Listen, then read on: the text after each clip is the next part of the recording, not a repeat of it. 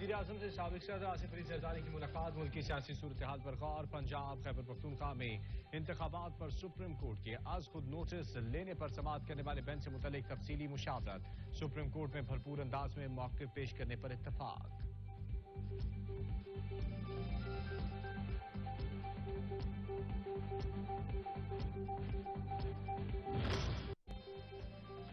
वज़ीर आज़म शहबाज शरीफ ने कौमी एपेक्स कमेटी का इजलास कल तलब कर लिया। सिविल और अस्करी क़यादत शरीक होंगी। ज़राए के मुताबिक मुल्क में अमन अमान की सूरत हाल पर गौर किया जाएगा।